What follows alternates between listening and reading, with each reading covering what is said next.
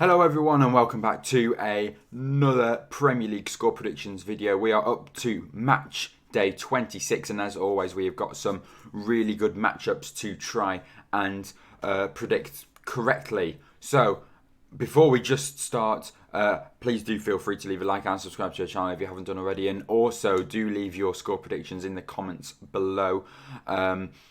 And see if you can predict any of the matches correctly. If you get one correct, you'll be displayed on the screen for next week's predictions. So let's just start straight away with the first game, which is West Ham United against Newcastle United. Let's just start off with Newcastle United with 3 wins in their last 3 games. The turnaround for Newcastle United to try and get out of that relegation zone. They're out of that relegation zone now. How far above can they climb above it? They narrowly beat Aston Villa in their last game 1-0, beat Everton 3-1 prior to that as well. But Newcastle United have got one of their star signings out with injury now. Kieran Trippier has picked up an injury and will not be available for quite a while now for Newcastle, which is a very shame because that is the player that helped Newcastle with their defence and helped them scoring goals up top. I mean, his free kicks are just absolutely superb. He's gonna score a goal every time you give him a free kick around the area that opposition teams have been giving away the free kicks. So Kieran Trippier going to be a massive loss for the club, and without Kieran Trippier, their defence, just Newcastle United's defence, is not the best. Kieran Trippier came in; it's helped. Trippier's definitely helped that defence, and they've also brought in Dan Burn as well from Brighton, but I don't think he'll do as good a job as when Kieran Trippier is in the side. So I'm going to go for goals in this game. They're playing West Ham United, they're at home. I'm going to go for a big scoreline in a 3-2 victory for the home side. I'm going to say Newcastle United is going to pick up a defeat after their 3 wins in a row. West Ham United, they've been struggling a little bit. I mean, they're in that 5th place, just in that Europa League spot. Their last game, they just narrowly beat Watford 1-0. No, sorry, the last game was the Leicester City game when they drew 2-2 with Leicester. Before that Leicester game was the narrow 1-0 victory against Watford. I'm going to say they're going to start scoring a bit more than what they have done in the past games. I know they started scoring quite a few goals at home and then it's kind of dropped off a bit. It's only like the 1 goal at home. But I think it'll be a good game with loads of attacking play. So if both teams take their chances, then it's going to end 3-2 for me. Okay, next game is Arsenal against Brentford. Last time these two sides faced for the first time in ever was a Brentford victory, 2-0, the first game of the season. I'm going to say it's going to be the exact same scoreline, but not to the same team. I'm going to flip it, and I'm going to go for a 2-0 home victory for Arsenal. Brentford, they brought in Christian Eriksen, should be his first game for the club.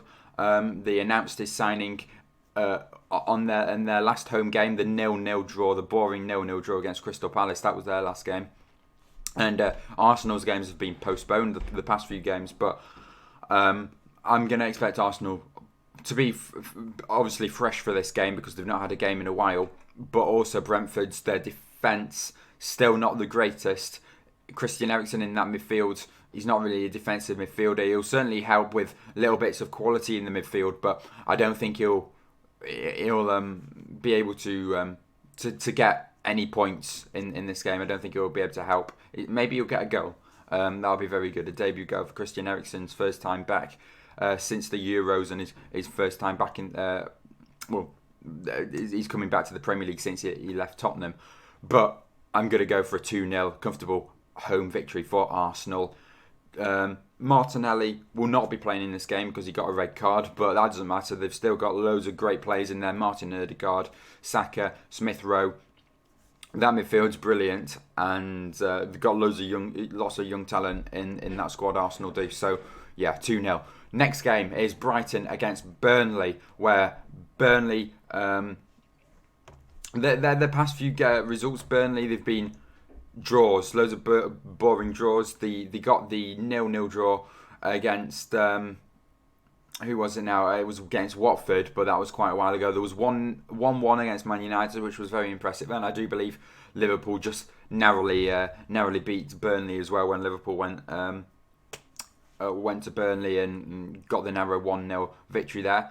So it's going to be very tight, this game. Brighton as well, they're normally very, very defensive, and they'll nick a goal as well when they can. And they were very impressive against Manchester United, Brighton were, but unfortunately lost that game 2-0. But they really should have scored in that first half, and maybe they could have got a point from that game. But they didn't in the end. Brighton, draw specialists in the league as well. So this really could end a draw, maybe a 0-0 or a 1-1. I originally had written down a 0-0 draw between these two sides. But just because I saw what just the attack that Brighton put up against Manchester United, very unlucky not to score, but that was against Manchester United, and their defence is not the best, but it is still solid.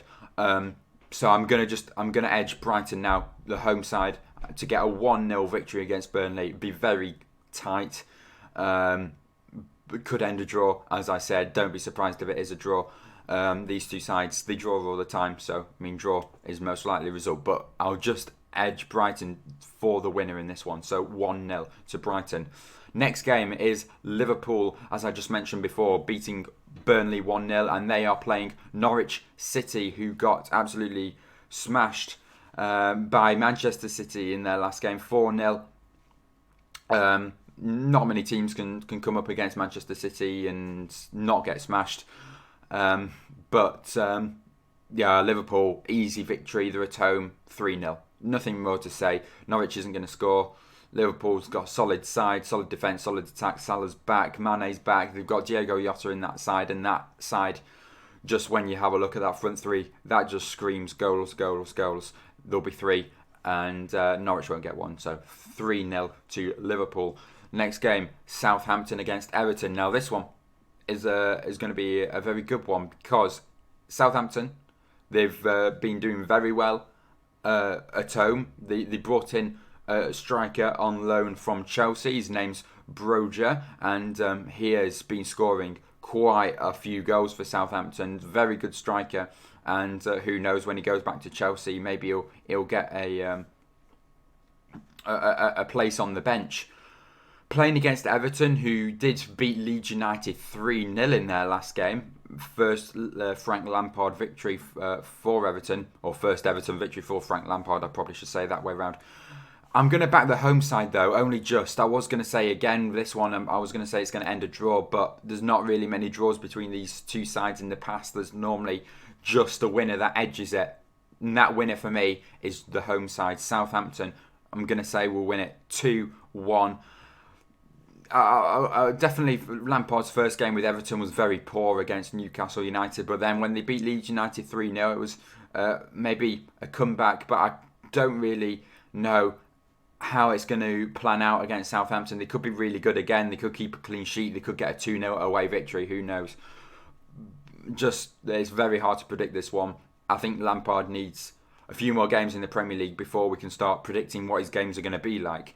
So, that one's very tough to call, but I'll just edge the home side as I have said. So next game is Aston Villa against Watford. Watford under Roy Hodgson still yet to score in the Premier League. They got a 1-0 defeat to West Ham. They got a 0-0 draw with Burnley. Watford going away in this game to Villa Park. I don't really back them to get a goal in this game. Still waiting for his first. Still waiting for Watford's first goal under Roy Hodgson. That's right. But Villa will get a 2-0 comfortable victory at Villa Park in this game with Felipe Coutinho and Jacob Ramsey. You've got the Brazilian link in that midfield with Aston Villa as well. Douglas Luiz, Felipe Coutinho, and then the strikers as well. Danny Ings, Ollie Watkins, whichever one starts. Steven Gerrard never starts both of them. He'll pick one or the other, but they're another player on that pitch that could score a goal. I'm really going to go for Felipe Coutinho and Jacob Ramsey, the main candidates to score in this game. They've been superb their past few games, and they'll want to bounce back from that defeat against Newcastle as well. Villa will. So 2-0 to Aston Villa. Next game is Crystal Palace against Chelsea. Now this one's an interesting one. I'm going to back both teams to score in this game. I'm going to have to back Chelsea to win it. Obviously, their side's unbelievable, and Crystal Palace have been struggling the past few games. 0-0 draw against Brentford. Picked up a 1-1 draw. Who was it against as well? Forgotten about that one. Oh, and Wilfried Zaha missed that penalty. So I'm going to back Crystal Palace to score one against Chelsea. I'm going to go 3-1 to the away side, though. But this could really be 4-1, 5-1 to Chelsea. There could be so many goals in this game, because whenever these two sides face, it is the most, just anything could happen. Honestly, just watch this end like 5-1. Or now just watch it end 0-0 like that. I've said that, but that probably won't happen. So I'll just go for maybe a more reasonable result in 3-1 to Chelsea. I've tried to keep it as low as possible, but this could go high. So 3-1 to the away side. And moving on to another side now that scores loads of goals against their oppositions, especially when they're at home. It is Manchester City coming up against Tottenham. Maybe Tottenham will be a more tougher opponent for City. I mean, they just did beat Sporting 5-0 in the Champions League last night in Portugal. But Tottenham did beat Manchester City 1-0 in the first game of the season. Man City at home in this game. I'm going to back them to just get a comfortable 2-0 victory, really. Man City were very impressive last night, and they have been just throughout the Premier League so far this season. So they're going to win the title. I don't really think Liverpool's going to catch up. I mean, Liverpool, they could win every single one of their last games of the season, but Man City's still going to win it because they're probably going to just do the exact same, win every single game. So yeah, 2-0 to Manchester City.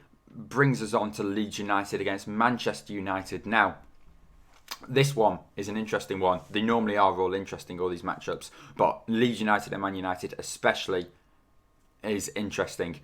There's been loads of goals scored between these two sides. There's been a 6-2 at Old Trafford. I think there's been a 4-1 at Old Trafford. But at Ellen Road, last season, it ended in a 0-0 draw. Now, I'm not going to say it's going to end in a 0-0 draw. These two sides, there's probably going to be goals a bit like going to be shared between these two sides. But Manchester United recently haven't been scoring lots. They haven't been conceding many either. And Leeds United as well could be it's a bit inconsistent. I mean, they've scored 3 goals in a 3-3 draw against Aston Villa, then they don't manage to score against Everton in that 3-0 defeat. So Leeds United could score, or they just completely may not score.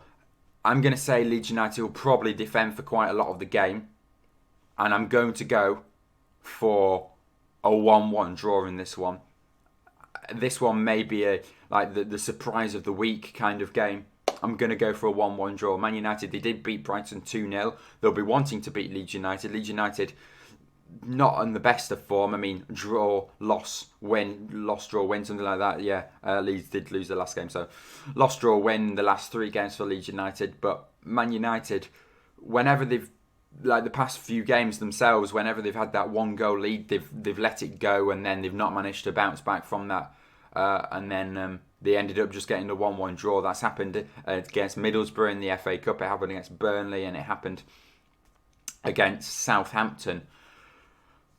So yeah, I'm going to go for that result again in a 1-1 draw, and that finally leaves us off with the last game, which is Wolverhampton Wanderers against Leicester City. I'm going to go for another draw in this game. Leicester City picking up a 2-2 draw against West Ham in their last game. Wolverhampton Wanderers, normally themselves, they pick up draws as well. They did win their last game. It was a 2-0 victory against Tottenham. Very impressive with the Wolves attack. See, Wolverhampton Wanderers, they used to have the best defence, but it came at a cost with them not scoring loads of goals. Now they're keeping that clean sheet and scoring goals at the same time, and Wolverhampton Wanderers are a very good side. I don't think Leicester will beat them, but I do think it'll be a draw.